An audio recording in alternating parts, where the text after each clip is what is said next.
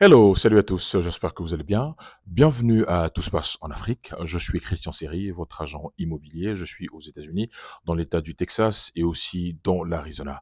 Donc voilà, si c'est la première fois que tu te connectes sur cette chaîne, j'aimerais t'inviter à liker, partager et à t'abonner. Ici, on parle de business, on parle même de leadership, de vision, on parle d'Afrique, on parle d'éducation immobilière. Aujourd'hui, je vais parler de ce qui s'est passé il y a deux-trois jours avec les dirigeants, les 5 dirigeants africains qui était ici aux États-Unis il y a quelques jours avec Donald Trump pour une réunion, un sommet qu'il a convoqué. Il y avait le Gabon, le Sénégal, la Mauritanie, je crois qu'il y avait la Guinée équatoriale et puis le Libéria. Ces 5 pays-là. J'en parle tout de suite dans Tout se passe en Afrique. À tout de suite.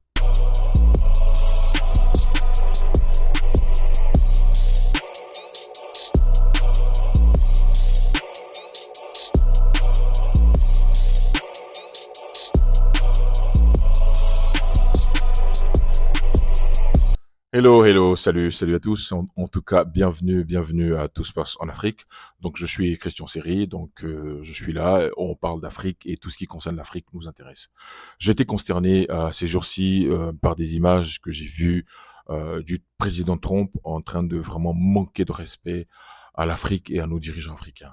Je trouve ça, c'était un moment embarrassant pour nous et aussi pour lui, mais lui, il s'en fout, il a un niveau déjà, il s'en fout, d'ignorance et de stupidité, excusez-moi de le dire, parce que j'ai été blessé, j'ai été vraiment ahuri par ce qui s'est passé. Et dans cette vidéo, j'aimerais vraiment attirer l'attention de nos dirigeants africains, de se donner aussi de la considération, de se donner du respect. Ces jours-ci, le président Trump a convoqué un sommet, un mini-sommet africain de 5 pays africains dont le Libéria, le Sénégal, la Guinée-Bissau, il y avait le Gabon et la Mauritanie.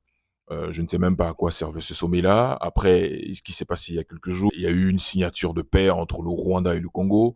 Ils pensent que l'aubaine d'aborder les pays africains pour pouvoir étendre euh, l'influence encore des États-Unis qui est déjà présente, mais de montrer sa suprématie, et de montrer que bon, il est là, il règle les problèmes, c'est lui c'est l'acteur principal de la paix dans le monde.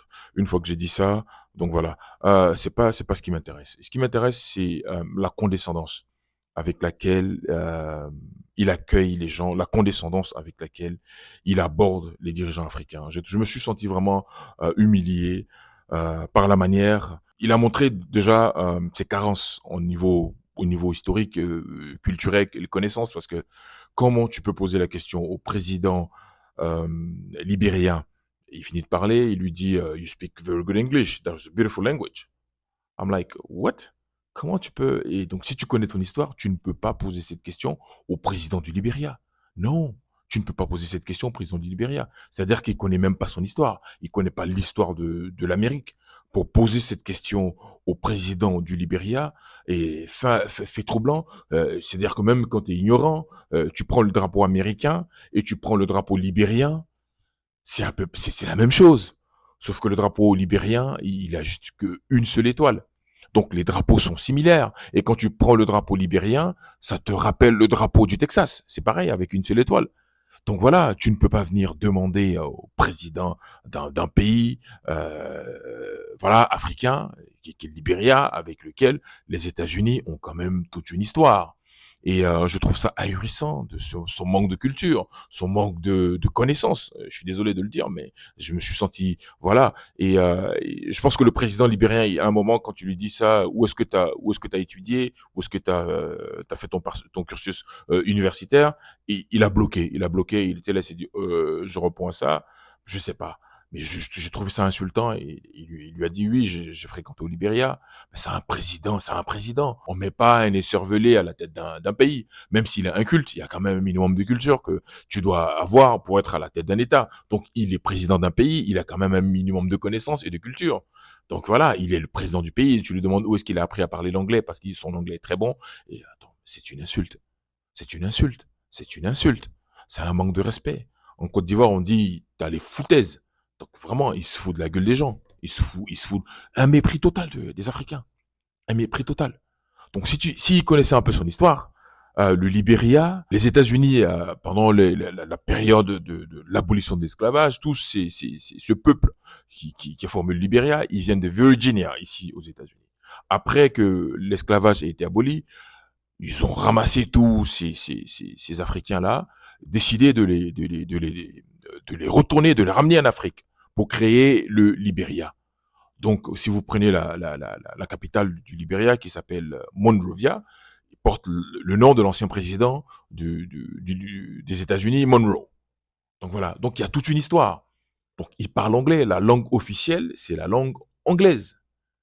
Et de venir fustiger et manquer de respect comme ça à nos chefs d'État.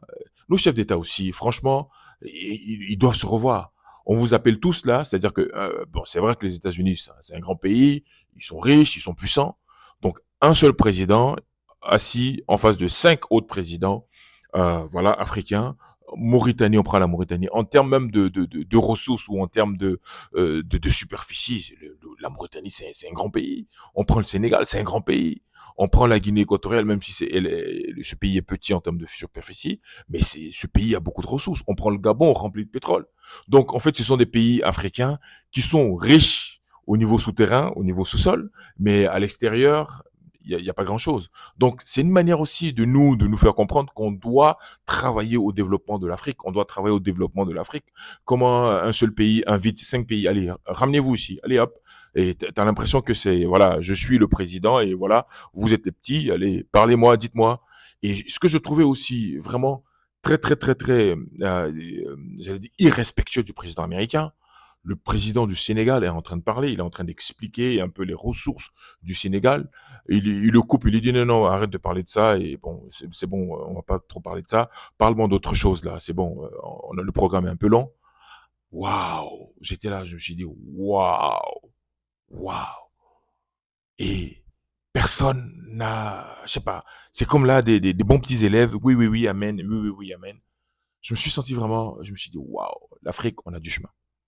On a beaucoup de chemin. J'aime beaucoup ce continent, j'aime beaucoup l'Afrique, mon pays, et d'où je viens, mais on doit vraiment se mettre au travail. On doit se mettre au travail. C'est par l'économie, c'est par le développement économique, l'industrie qu'on doit se faire respecter. On a du boulot, on a du boulot. La dernière fois, le président sud-africain, lui, il a été reçu à part. Parce que vous savez, vous connaissez un peu le poids de l'Afrique du Sud en Afrique et même dans le monde. Il y a un poids. Donc nous, on doit travailler à prendre du poids économiquement. Et même quand on compare euh, la manière Poutine reçoit les présidents africains et la manière les Occidentaux, entre guillemets, la France ou les États-Unis reçoivent les présidents africains, il y a un fossé. Il y a vraiment un fossé.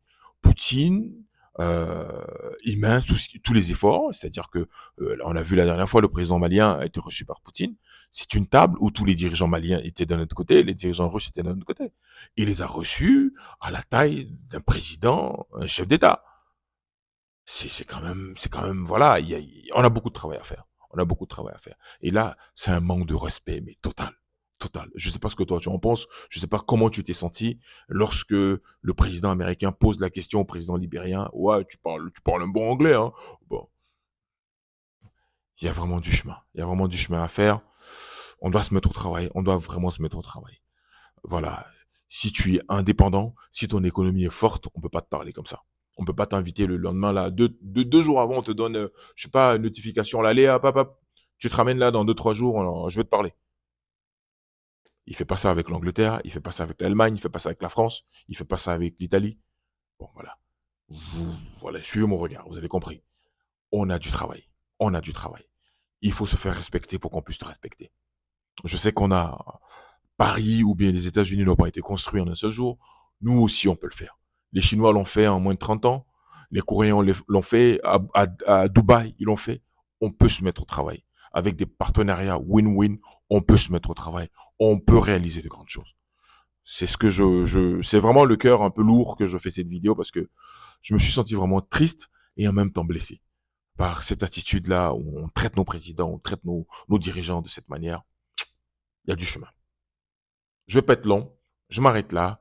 Dis-moi ce que tu en penses dans les commentaires et j'espère que ça va servir de leçon à nos présidents africains. La manière de se comporter, la manière de se présenter, c'est très important.